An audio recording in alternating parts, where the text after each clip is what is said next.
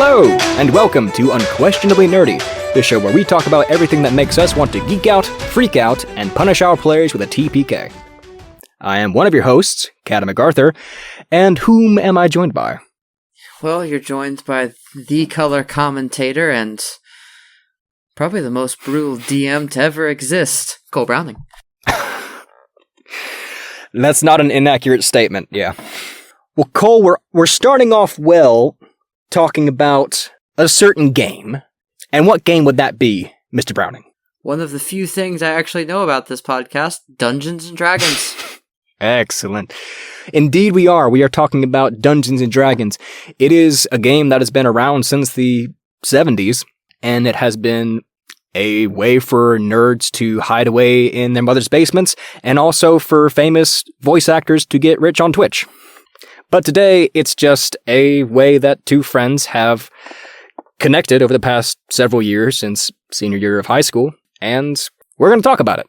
So, I figured, Cole, that we could start with a little bit of background on what D&D is, what its history is, and just provide a basis of context for our millions and millions of viewers. Well, I can give you part of the base history. D&D was created sometime in the 70s.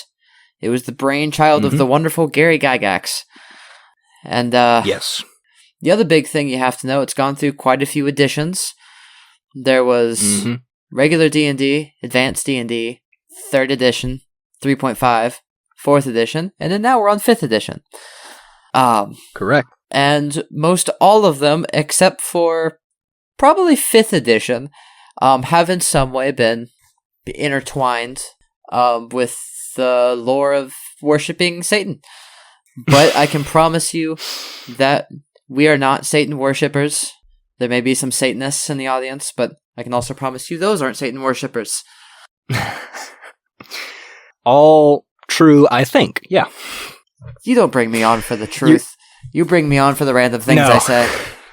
That's exactly why I brought you here, Cole, yes. But you're totally right. The Dungeons & Dragons system was brought to life by Gary Gygax in the 70s, based off another tabletop war game called Chainmail. It was a system created by Gygax and Jeff Perrin and Dave Arneson, associates of Gygax and fellow wargamers. Obviously, when D&D started out as a sort of spin-off of Chainmail, this early wargame system, there was really a lot less to it. It focused much more on the wargame aspect, so much less of the fantasy and the, high magic system, and more just on units v units. But eventually, the system and the story would evolve with the first settings. Gygax would base the original concepts and monsters in D&D heavily off of settings like Tolkien's Middle-earth. Obviously, you see a lot of inspiration there. Dave Arneson, would be the one to create the Blackmore system and would play in the setting for D&D with Gygax.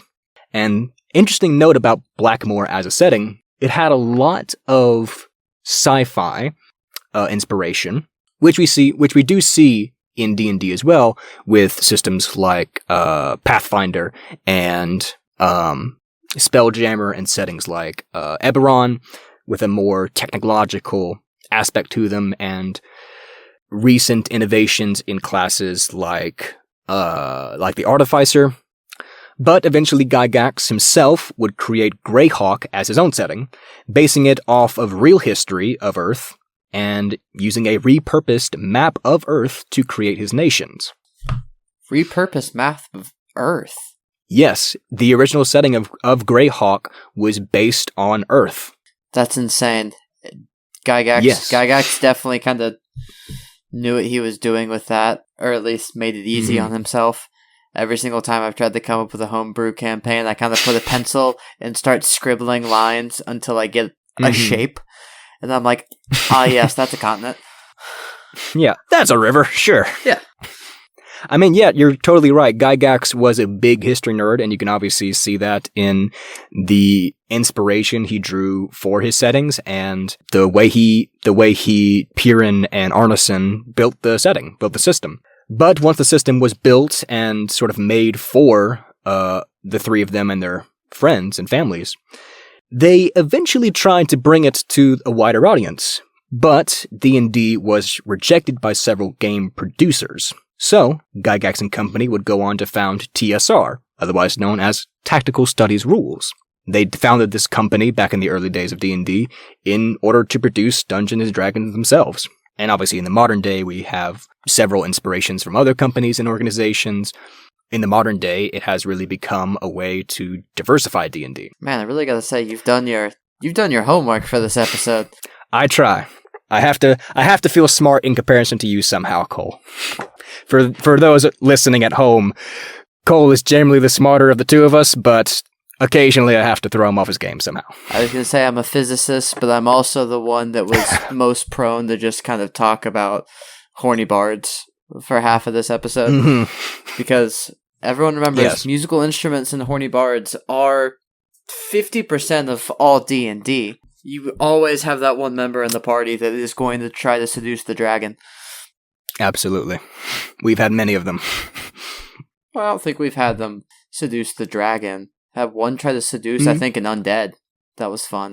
Seduce an undead. Had one who tried to seduce a fae princess. I'm currently seducing death, like the actual, Sandman endless version of death, in the campaign. And funny enough, I'm not a ranger. I'm actually a guitar-playing ranger. Well, enough about Cole's personal life. Let's get back to the actual magic. And the magic system of early D&D, based heavily off of Jack Vance's series The Dying Earth, a fantasy setting that Gygax and Co. were huge fans of. And that's kind of where you get the idea of a certain level of magic that you can use per day. And in the modern edition of D&D, we see that in the system for spell slots. Though it was different back in the day, of course. And the Dying Earth series by Jack Vance would go on to influence lots of D&D, including Vecna, as Vance's last name is rearranged into Vecna, one of D&D's greatest villains and villain of the latest season of Stranger Things. Obviously. Vecna's just up there as one of the best. I was going to say, as you guys, if you've watched the previous episode, you know that Strahd and Vecna are kind of our top two, I think, for the intelligent, big bads of any D&D campaign. I think they're kind of the staples of what current players, especially newer players, would know about, especially, those coming in the 5th edition. But I really didn't know that about the Vecna just kind of being an anagram of the guy's last name.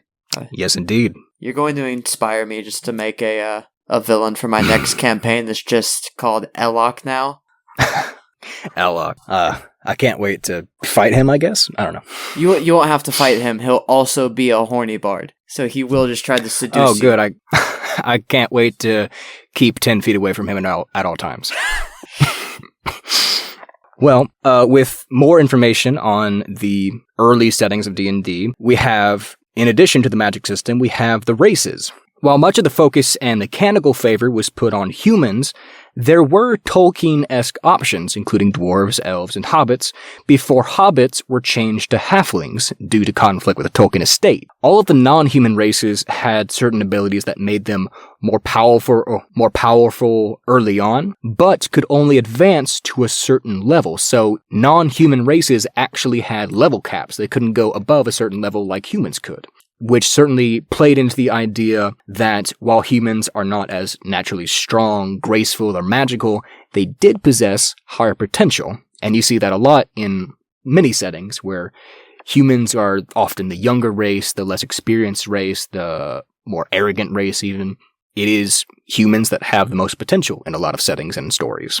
Yeah, I definitely think that comes back to the humans are the ones playing the game. Yes. I personally don't know any elves or dwarves that play D&D. If I did, I think I may be crazy. Oh, well. But I definitely think that if it wasn't a marketing ploy, it was kind of to endorse that kind of narrative of, look, the people that you're playing in this game have the potential to excel to these crazy levels, so do you. Mm-hmm. And I think that's probably one of the reasons that the humans didn't have that level cap. But I mean, yeah, I will say, D&D is kind of that thing that now, since the races don't have the level cap, mm-hmm. I think it's a big thing now that it's kind of boring to play a human. Yeah, I was about to say, like, I was going to say, humans it's ironic. Still one of the best races. Yeah, it's ironic that back in the day, humans were seen as the heroic race by Gygax and the others. And nowadays, you get so many people online that go, well, why would you want to play a human when you can play something so unique and colorful and whatever? And you're right. If you play a human right, they're just as powerful as any other race. Yeah. Especially with the newer settings that allow more and more freedom as to how you build them. Yeah, I mean, the humans are still great, but I think that pointing at kind of how it's unique with the different races, I think that gets into how unique is it really with the big of why would you want to play a human? Big D&D argument now is dark vision. And yes, that's one we've discussed a lot. Why would you want to play a race that doesn't have dark vision? But I've seen a lot of arguments that are just like, oh, people don't, play dark vision right, or like the DMs don't, acknowledge it in the right way because it's only supposed to be, like a black and white television. But no, I think other than mechanically, I do think that the other races kind of just have a bit more interesting stories to them now on just kind of how like their tribes and racial structures work, since you have the Goliaths now, the Furbolgs. My favorite, because we're talking about kind of mimicking history, you have the Hobgoblins. Yeah. Who are just the Mongols. Yes. They're just the Mongols, and one character idea I've still yet to play, but is kind of in my top 3, is a Hobgoblin Cavalier. That just it's the fighter that just rides around on a horse, but has a stupid strong bow. And I'm like, that character is the definitive Mongol. Yeah. But yeah, no, I think it's crazy as much history that they've put in it now that that human kind of has become the boring one. Yeah, you're right. Like, there are, in the modern day of D&D, there's so much story revolving around the other races, with the dwarves and the elves and the empires of old from long dead races and the progenitor races and whatever. It really often does feel like humans kind of fall to the wayside, which is ironic considering the inspirations for D&D's early stories and how important humans were back then. But with all races and all player characters, there must of course be monsters to fight, Cole. And as said, the original concept of D&D was based off tabletop wargames, but eventually focused more and more on the individual stories of a smaller party of player characters, as well as their trials against evil monsters. Inspiration for these monsters came from a variety of sources, such as Tolkien and Vance, as well as mythological creatures like dragons and Medusas, and even the infamous gelatinous cube, seemingly based off something as mundane as Jell-O. Gelatinous cube is still one of the... I consider the gelatinous cube the meme monster. But also... Yeah, definitely. It's so powerful. It is! At low levels, it's just kind of that thing of, you better have a magic weapon, because if not, your weapon's just going to rot, or rust, or whatever, in like 5 rounds. Yeah, it's hard to see, and once you're in it, it's hard to get out of it, especially at lower levels, and it's a really dangerous threat to a young or early on party, especially of inexperienced players. And I think that really goes to show that something inspired by something as innocuous and ordinary as a cube of Jell-O is one of the most popular monsters in Dungeons and Dragons, even up there with the titular dragons.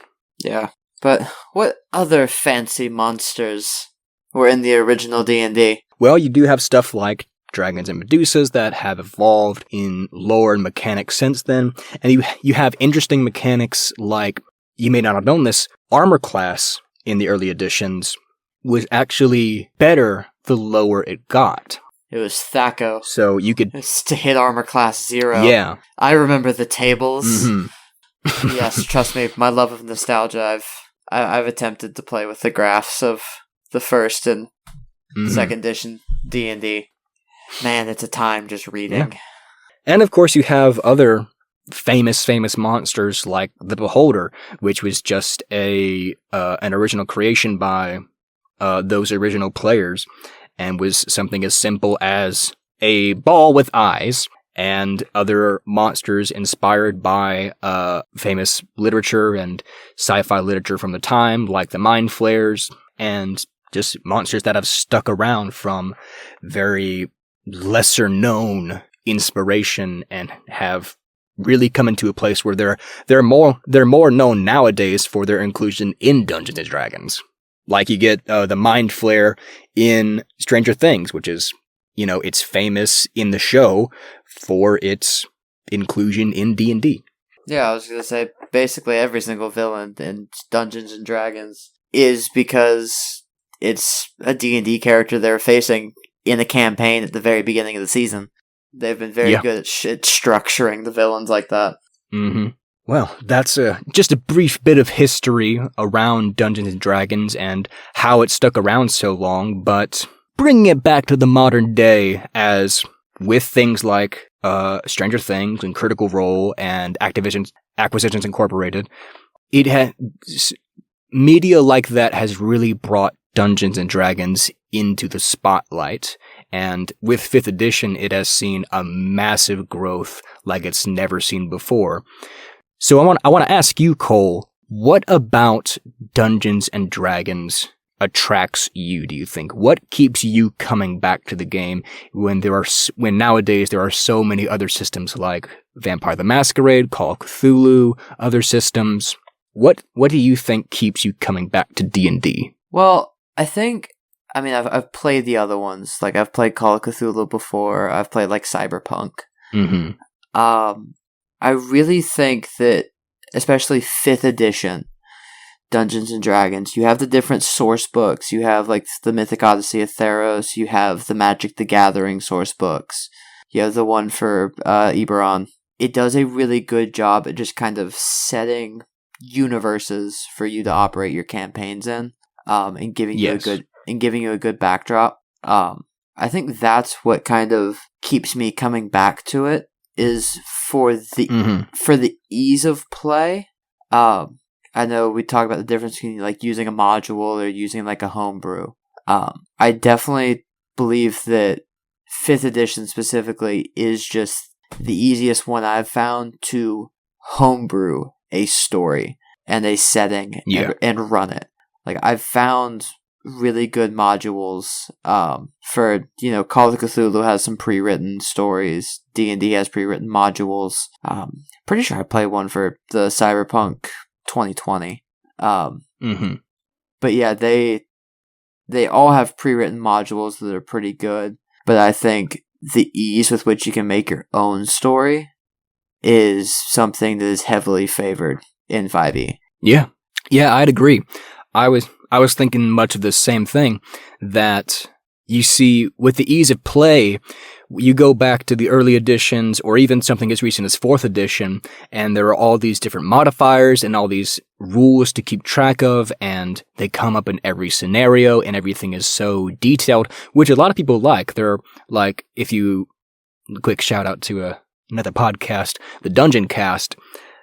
William on the Dungeon Cast talks a lot about how 4th edition was a very detailed system. And that can scare a lot of people away, but for people who like the stats and like the strict numbers, like Gygax in the early days, it's comforting to, I guess comforting or interesting to be able to plot everything out so exactly. And you can do that in 5th edition. You have the freedom to really throw in whatever you want, and as 5th edition has continued and 5.5 is on some horizon in the future. Is it going to be 5.5 or 6th edition? I've heard 5.5. I've heard 5.5 is what's coming next. Cannot confirm. Do not cite me. But I won't. Thank God. But whatever comes next, it seems that the direction it's going with this real success that 5e has brought is just the ability to play how you want to play and tell the story that you want to tell. And I think that's personally what keeps me coming back, is the ability as a DM to tell whatever story I want in whatever setting I want. Obviously, you know that I have my setting that I DM in, and you have your settings that you DM in. And even as a player with a good DM, any good DM will be willing to cooperate with you and help you tell the story that you want to tell with your character. And I remember Liam O'Brien, one of the cast members of Critical Role, said that Dungeons & Dragons is just the best storytelling device out there, because the only restrictions you have to the story you can tell is how far the other people at the table want to go with it. Because it is a group activity, of course, but you get to tell that story with your friends. Yeah, I definitely think that that's a plus to it, is that you do have almost that complete freedom to go wherever you want with a story. But I do appreciate kind of what you're saying, the team aspect of the group that also wants to go through with their story.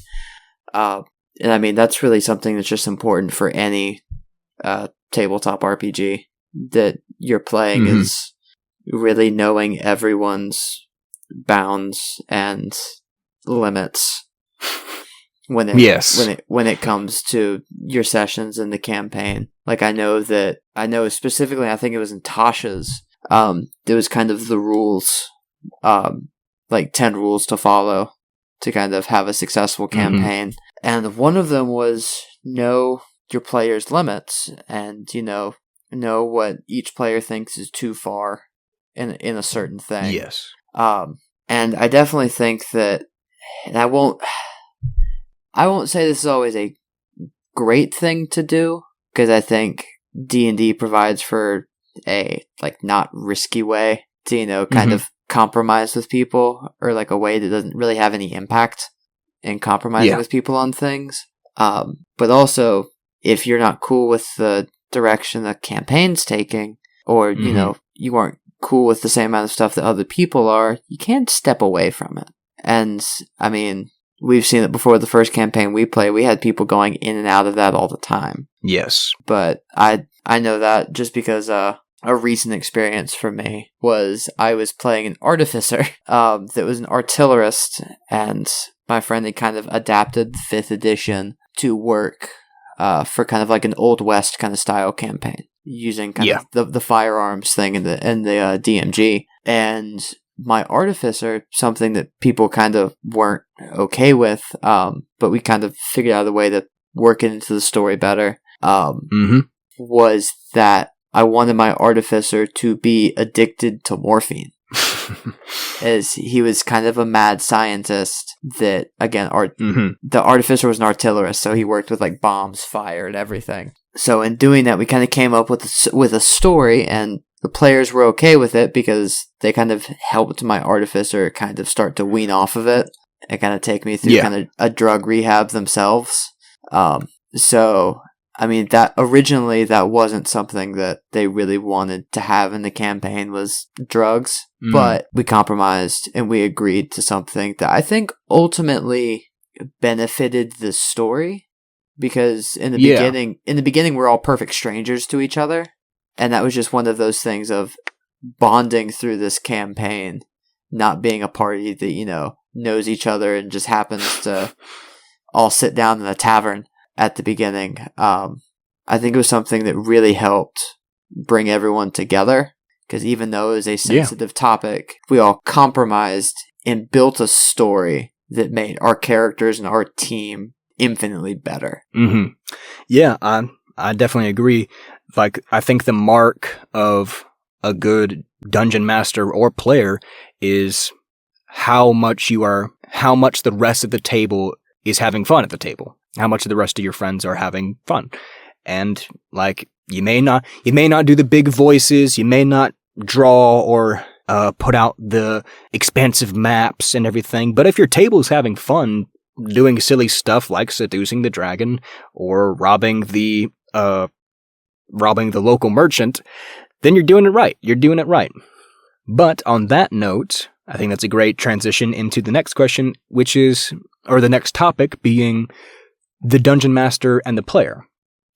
We talked a little bit about different DMing and playing styles, but Cole, we talked about this between ourselves.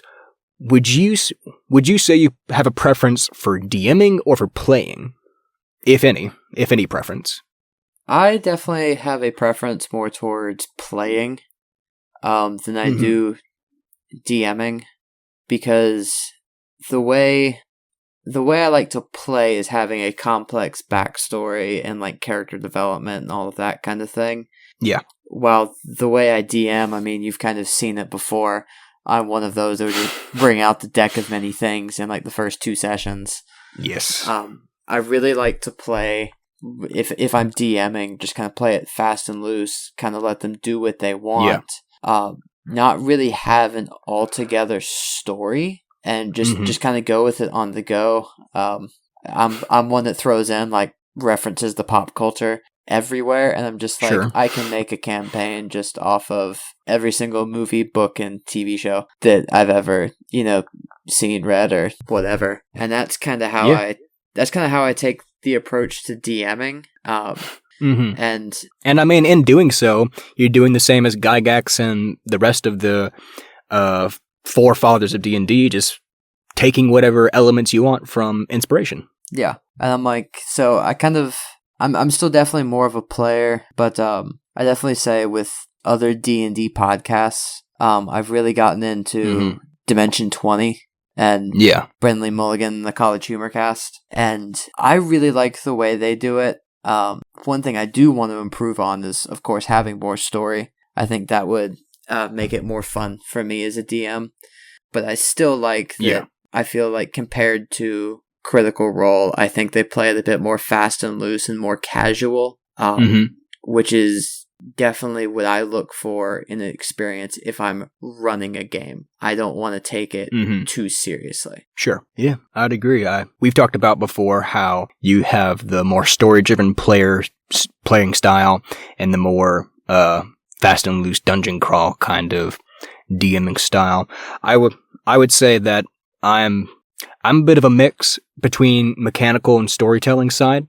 As a DM, I think I do prefer DMing, and that's why we make such good friends, that I always have a campaign for you to play. You always do. I think I've joined every single campaign you've done except for one. You've certainly made a cameo in all of them to some extent.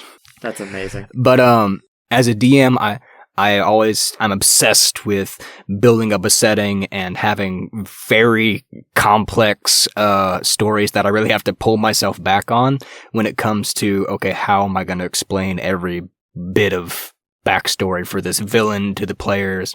And I remember with the Triumvirate campaign that I'm running right now, which is one I've told you a lot about. I remember in the early days, I had come up with so much backstory for this organization that they're up against that I actually had a problem throwing the backstory at them because it was so much to handle. And my players are great. They love all the backstory. They love learning more secrets. And it takes a lot from me to be like, okay, how do I tell this info to them in a way that will make sense and that will stick with them? And I think in getting better as a DM, it's a way to practice storytelling. If you want to be an author, if you want to be an actor, if you want to be a writer of any kind, a creator of any kind, D&D is a great way to do that. I think that's another thing that brings a lot of people back to Dungeons & Dragons is it's practice, it's improv, it's storytelling. it is a way to take a story seriously as you want or as goofy as you want and do it amongst friends, and it is a great creative outlet. Yeah, and I definitely think that going back to kind of the working on stories, if you want to get into writing or any kind of creative outlet like that, D&D is a good place to work, especially on characters, because I can say it right now, in the campaigns I've played in, there have been those where it's like, setting is important, and kind of, what's the government around you? What are these cities? Where is there snow? Certain types of trees, whatever. You really learn what's important doing campaigns. And then you do. In my opinion, I really think that the best campaigns kind of shun away from really any specificity in terms of the setting, and really push more towards characters, and bringing in kind of important people to interact with the party. So a lot of them will be like, oh yeah, let's say you go into this empire with a dictator, instead of like flowing out the entire government and how his government kind of works to use in some political intrigue part of the campaign. The best stories I've seen are like, here's this governor's backstory, and like, what are his motivations? What can you use against him? That kind of stuff. And I really think that that's kind of the role of the DM, is more providing first characterization for their own creations, and then opportunities for characterization for the players, because that's what really drives the campaign. And like you were saying, you don't have to put out like the crazy maps. Some of the best campaigns I've done have just kind of been in the Palace of the Mind. And, it's just in our own heads what we see. And so even with that, if you don't have like your pieces or a map of anything, even then the setting isn't the primary focus. It's the people or the monsters that you're interacting with. Yeah, the example I always like to give to new players is like when you've laid out this story for a new campaign, and the party meets in the starting town, and they hear the town crier shouting out, "The princess has been captured by the dragon! Meet with the town guard captain to find more information." And the players go, the DM wants us to go talk about that dragon. But we want to open a bar. DM, where can we find a property to open a bar? And bar. You expected a campaign with a dragon. And you're playing a campaign with town politics and competing businesses and whatever monsters infest the basement of the party's new tavern. See, that's you wouldn't know anything about that, Cole, would you? No, I have no idea what you're talking about. So I was gonna say that's why you send in the dragon polymorphed as the human, and just go like, hold on, I have contacts. I thought these people were going to come kill me. Why have they opened a bar?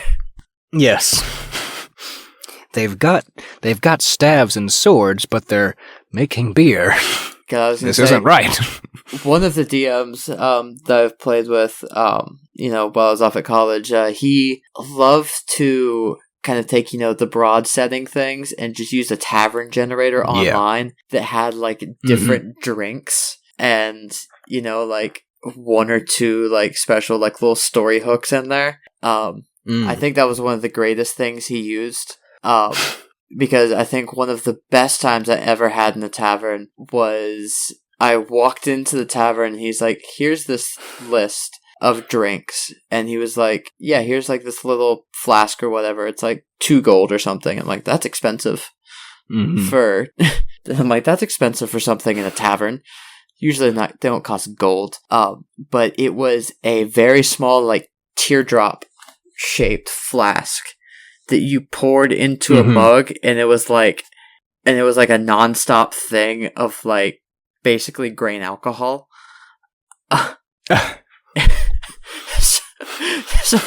So the best time I had was doing that with my character. And of course, this was my ranger who just happened to be like all bards and try to seduce anything.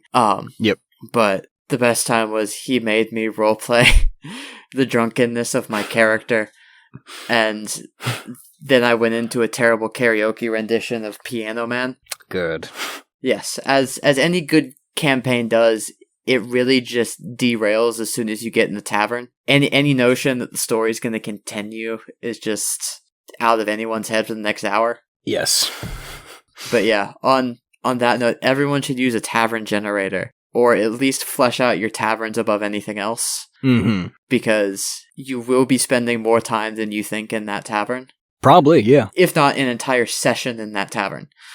Yeah. Well, Cole, we've talked a lot about the things we love about D&D and what keeps us coming back to D&D and where it all has come from. Oh no, you're going to the dark side now.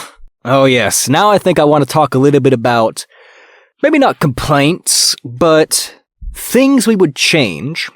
What are some things about D&D 5th edition that you would want to see changed in later editions?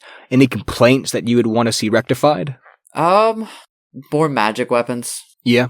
I think published by Wizards of the Coast. I think they would be good just to have a source book or something like it, just of more magic items. One thing I've run into in a lot of campaigns is that there are very unique swords for everything, but it's like, this has to be a sword that does slashing damage and all of those things. And I'm just like, I know you can kind of just like scrap that and say, I don't care, I'm the dungeon master, I can do what I want. Right. But I wish that there were more options that were like made to be kind of those kinds of weapons from the beginning. Like, I can't remember any magical spears that are at least in the Dungeon Master's Guide. I know there's always that small group in like the modules of specific magic weapons. Yeah. But like piercing weapons are always shorthanded for magical ones. So are bludgeoning weapons. Like, there's no magical clubs. So I think that's one. There's no magical crossbows. That isn't just, like a plus something weapon. Crossbows and bows are like strangely missing from the magic item lists.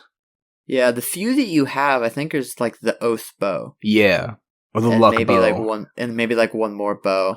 But they're strangely missing. I think that's probably my biggest complaint. That, and then I don't think it's really a complaint. I think it's just my own hot take on it. I've just never found luck with the paladins as a class. You said this, and I find it strange. I just absolutely hate playing paladins. But you love rangers. So you just haven't played rangers since they made them epically crazy after Tasha's. Apparently. You basically throw out everything that's in the player's handbook for a ranger and take everything in Tasha's, and you get, I think, what's one of the best, most well-rounded characters that you can have in a class. My problem with paladins is that, and I don't think it's from really the perspective of playing a paladin, but I think that paladins are kind of meant to be like the tank / do damage / heal if they have to. Yeah. And I think that really takes away just from the general power of the paladin is having to split between those. So, in my opinion, I don't see the paladin as really a useful class. Unless you have like a party of like 5 or 6. Right. Because I think there are better uses, if you're trying to get that like perfect group of 3 or 4 to where you encompass everything that you really need. I think that a paladin just kind of throws a wrench into that. Okay. Well, Cole, you've praised Rangers and you've told Paladins to screw off. If we weren't canceled last episode, we will be canceled this episode. So as a way to bring things back, bring our loyal audience back in, I think we should go with the old reliable of complaining about Dark Vision. Hey, I don't complain about Dark Vision. I do. Just because I always play a character with Dark Vision. So I know you do. So for those of you who don't know at home, Dark Vision is pretty much what it says on the tin. It's a special sense that you can see out to a certain range in dim light or darkness to a certain level. And essentially you see things in gray tone. So you see things without color, you see vague images.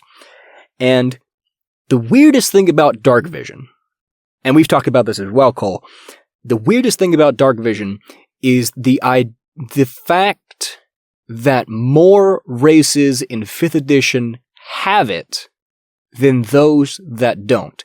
In this setting, if you go by the books, you are more likely to be able to see well at night than not being able to see well at night, which is weird. It's one of the things in a fantasy setting that should drastically change how everything works. And obviously you don't have to go into that kind of detail in your setting, but it's so weird. And I know there'll be people who say, oh, that's not really how dark vision works. It works like this. But I've never been able to find someone who can tell me how it works stably. Like, if it doesn't take away advantage in low light, then what does it do? Well, from what I kind of know about it is just the basics of it. It's supposed to work in black and white, and the reason that it's more overpowered, I guess, than what it's intended to be is because people just kind of assume everything is in color when they're seeing with dark vision.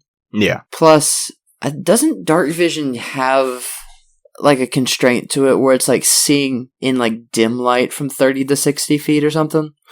It is, you can see in dim light as if it were bright light, and you can see in darkness as if it were dim light. And I have looked over the dark vision rules. I have looked over the darkness rules. I have looked over the obscurement rules and the blindness rules. I can't determine how it's meant to work mechanically. No one understands what dim light is. That's the problem. I don't understand what does it do mechanically. Means. Why is it mentioned mechanically if it doesn't do anything?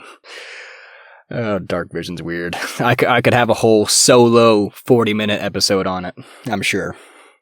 Yeah, trust me, that's one of those big mechanical issues that I think they just need a rehaul of how light works in general and sight. Yeah, I think so. Yeah, I don't think the problem is just for dark vision. I think it's just for that entire using your eyes in 5th edition. Yeah. But, well, you have any other complaints about 5e? I'm sure we can go into more, like, the weirdness with alignment is more of a story thing. It doesn't come in mechanically much. The difficulty in balancing encounters, like, especially for new DMs. Balancing encounters is tough. It is tough, yeah. Like, challenge rating is never a perfect fit for whatever size of party you're throwing it against, and you'd really just have to get experience, which is the best way to learn D&D, is just to play it. But in those early days, you're gonna be wondering how many goblins is an appropriate fight for your party of 4 level 3s, and it could be anywhere from 10 to 58. It's 100% closer to the 58. Yeah, that's true. You got second level spells. Because remember, while the mechanics may say that 58 goblins can easily defeat your party, yes, you're forgetting about the heart of all D&D players, which is war crimes against goblins. That's true. I was going to say, I think that has been a secret mantra for each of my characters that I've ever played, is just war crimes against goblins. It's a very officially unofficial rule. They are just the low-level pests. Yes. Like bandits, you're like, alright, bandits deserve it because enough bandits could kill an entire party, especially early on. I've seen it happen. But goblins, really? Yeah. That's one thing I will never do as a DM. I will never throw in just a fight with goblins. They'll always be like a tertiary creature. Yeah. Well, Cole, I think this has been another excellent episode of our amazing podcast. We'll be expecting our Best Podcast Ever award in the mail any day now. That's true, and I'd also like to give a shout out, just like we did last episode with Joe Rogan. Matt Mercer, if you're listening to this, sponsor us. Please. please. Or at least come let us play Critical Role with you. Yes, invite us. I'll fly out tomorrow. Yes. Oh, also, other sponsor, because, again, lots of D&D podcasts. Mm-hmm. If you don't know, you probably just type it in the Apple podcast and you can find quite a few. Yeah. Brendan Lee Mulligan, or any person from College Humor, if you're also listening to this, let us come on Which and you definitely do are. some weird characters. Just anybody, any famous DM, come onto our show and make silly voices, please. That's all we ask. Yeah. Just anyone famous. Do famous things. Well, I think that's another end to another great episode. And as a call to arms at this point, I'd like to invite our audience to tell us about your experience with Dungeons and Dragons. Do you prefer DMing, playing? What's your play style? What's your DMing style? If you've never played before, why not start? True. This is our own special cult, and we always like inviting people in. Yep. Dungeons and Dragons is a game for all, and on Cad's point, put down in the comments, are you one to seduce the dragon? And I guess I'll leave it right there. Yes. Are you the seducer or the seduced? Yeah, are you the seducer or are you seduced? Alright, well, I'm Cole Browning. I'm Cadam MacArthur. You just listened to this podcast and prepare to be unquestionably nerdy. Good night, guys. Good night.